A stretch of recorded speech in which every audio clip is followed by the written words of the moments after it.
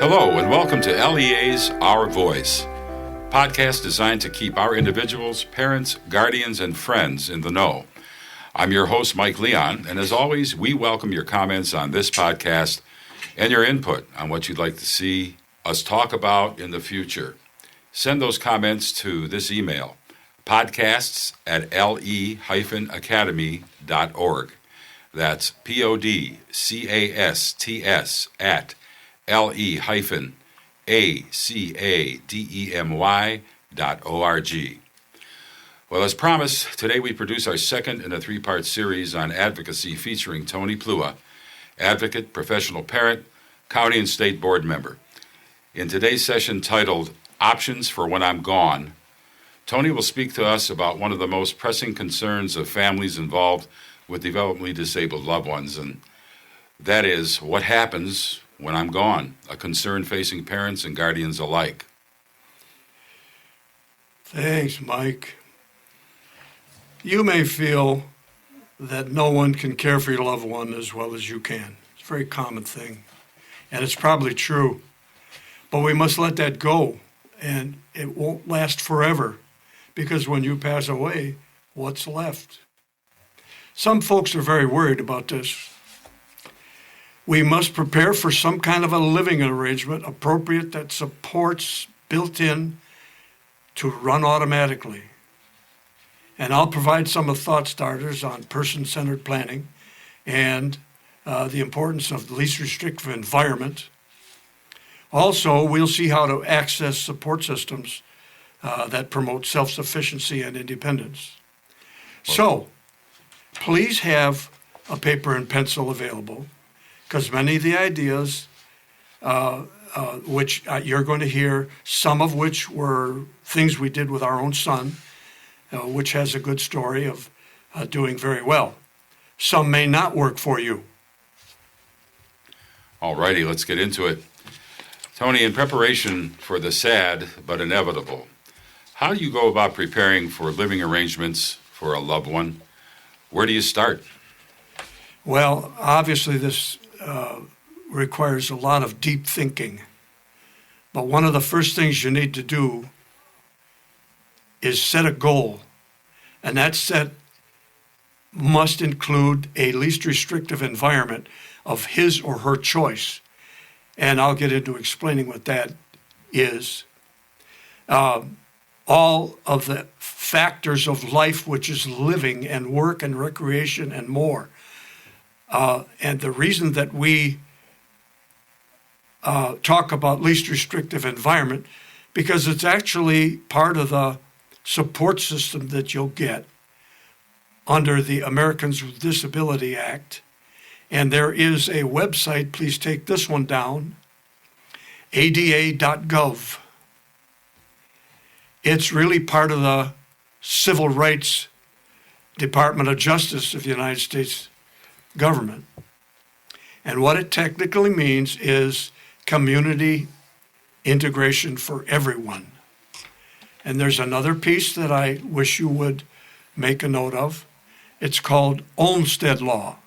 That's Olmstead. Now, Olmstead was a story that happened back in the 80s and 90s when the treatment of choice was to put our disabled loved ones into institutions. Well, the U.S. government had to make a change when it came through that there are two young ladies that were down in the Atlanta area, I believe, that were in an institution, and they actually tested out functioning well enough to leave. But somebody had forgotten, and for 15 years they were stuck in this institution.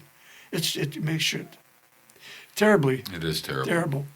Anyway, the Olmstead Law is very revealing on what the United States government had to do. They instituted a process called least restrictive environment, and that means that movement took many of the people, nearly all of them, and as a matter of fact, in Michigan, there are none that I'm aware of that are still in institutions.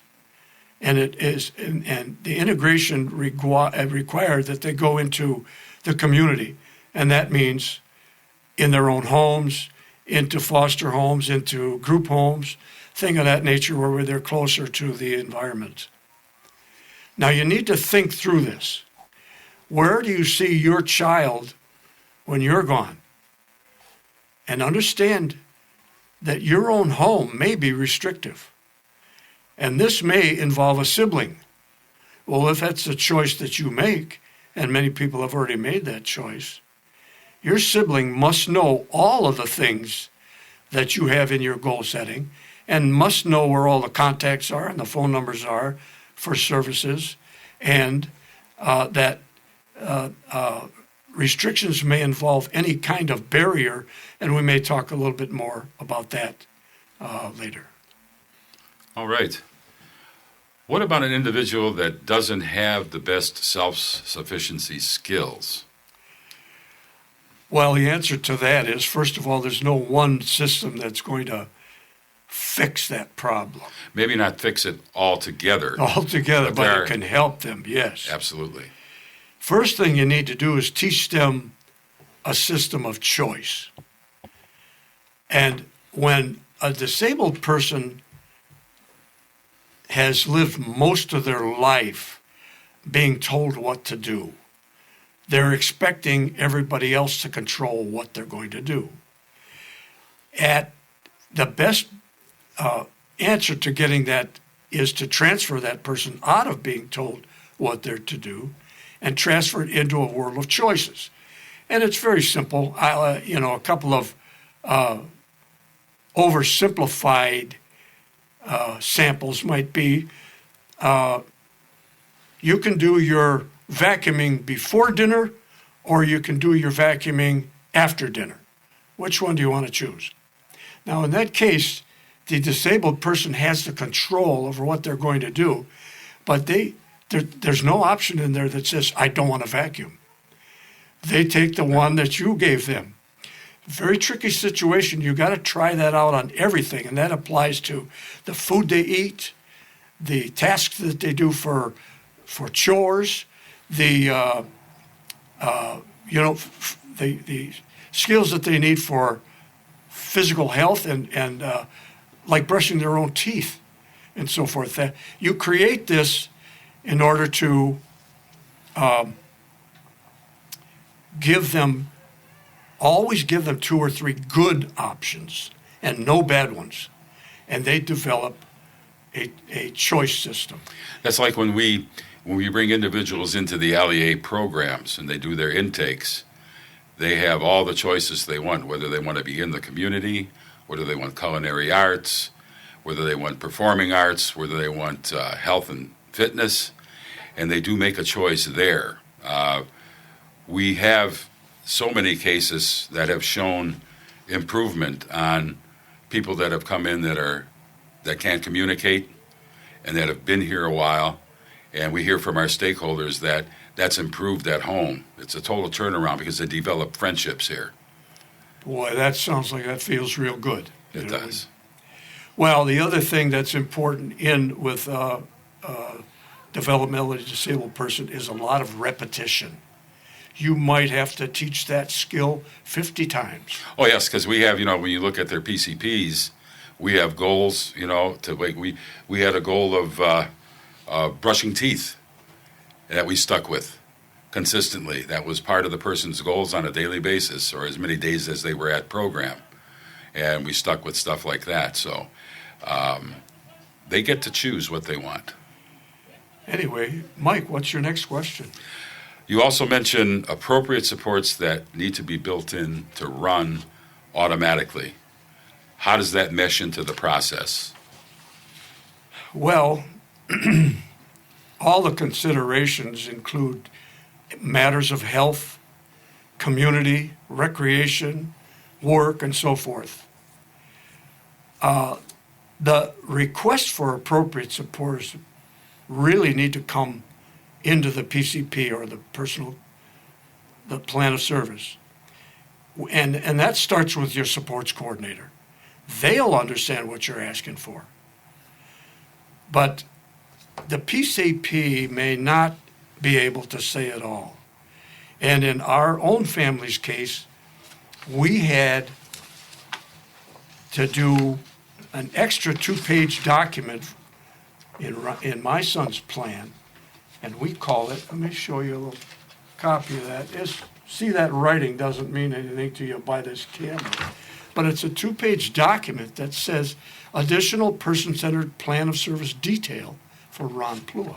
And you and Emily came up with that? Emily and I created this one, and there's probably 35 line items here that staff members that you cannot put into a PCP. For an example, shaving and showering, and brushing teeth, and fingernails, and toileting, medication, and some of the fears. Ron has an unusual fear of storms. He'll actually crash 3 days before time listening to a weathercaster. His fear is that the electricity will go out, and he doesn't have that support.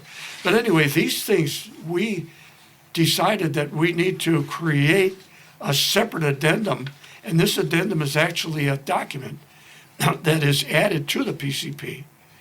And if you, for an example, choose your sibling to be your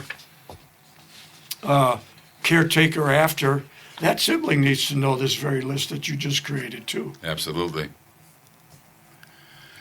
Our disabled individuals, sometimes they face barriers every day of their life, but there are alternatives. Could you give us some examples of how least restrictive environment comes into play as we prepare for our loved one? Well, usually all of these barriers are environmental. So there are so many possibilities, it's just infinitesimal. Maybe it's a stairway, or maybe it's a doorknob, or maybe it's a light switch, or maybe it's a noise level. And a good example I mentioned moments ago is electricity. Just give you a little story there. Every time the weathercaster is calling for an extreme storm, we had to do something like we built a circular drawing on a piece of paper that showed where from 0 to 20 miles per hour it was light. From 20 miles per hour to 30 miles per hour it was stronger. From 40 to 50 it's damaging. From 50 to 60 it's devastating. We had to teach Ron what those different chapters were and to tailor his reaction to what that chapter was. And also, we had to teach him what happens on the first Saturday of every month when you get the high wind warning siren. That disturbed him to the max. I'll bet. Absolutely. And his fear was really the electricity going out. So in order to show what you do with a barrier and how you create an alternate, in that particular case, for lack of electricity, we supplied him with battery-operated push-button flashlights, battery-operated lights of all kinds, and we also told him, heck, if you're out of electricity long enough that it's stifling you, I've got a generator. I'll bring it over. So he is geared to the fact that I can use that. Also, there's another generator. If he's at our house, I happen to have an RV. What a handy thing to have a generator. We plug it into the house and power the house. Exactly. See, so this is all because he was living on, he's independent. He lives on his own. So this would get him through a storm on his own when he's in his apartment. The bottom line in this question would be there's a strong need for common sense. What can you do to find as an alternate? You teach it and you repeat it, and once again, could be 50 times. Teach it and repeat it. That would be my answer to what you do with the barriers. Thank you. Person-Centered Planning, the PCP acronym that is probably used more widely than any other in the lives of a parent with a disabled loved one. Please share some thought starters on PCP support programs for the individual and the importance of self-sufficiency promoted by the programs that they're in. Yeah. Please tell us how important this is. Well, first of all, I'll take you back into history a short ways. Previously, support systems were a take it or leave it mold, and you must fit your disabled person into that mold. The oldest mold was the institution. There are still fathers today, some mothers, that are in denial that their children are disabled. And some fathers run away from it all. I'm sad that happens, but it's a fact of life. And then the mother is stuck with doing all the work. Well, anyway, that mold has been torn down, and now a new mold must be created. And the new method is a system that the system has to mold to you. You're not having to mold to the system. And that's where person-centered planning comes in. It's the law. You, the family member, must share with the supports coordinator, and you must make these requests to a supports coordinator. But keep in mind, they must be realistic. They must be measurable in every phase. And every phase that we mentioned back in the third question, which is in the health, in community, in recreation, work, and so forth. Everything that's involved in daily living. Dave? Tony, we thank you for sharing these valuable thought starters with us. This is a tough and emotional subject, and I just hope we gave our listeners some good ideas regarding pursuance of this valuable information that is out there. And once again, those websites that you gave to access, we'll make sure we publish that in our system so people can have that to access. That's all we have time for today with this podcast. Tony, it's been very beneficial. Join us next time for the third production in this series, which is entitled Possibilities for Work Life. In that segment, we will discuss the importance of getting your individuals to work in the community. For many a dream that can be a reality. Talk with you soon. Thank you. Oh, I'm thrilled that you asked me to talk. Appreciate it.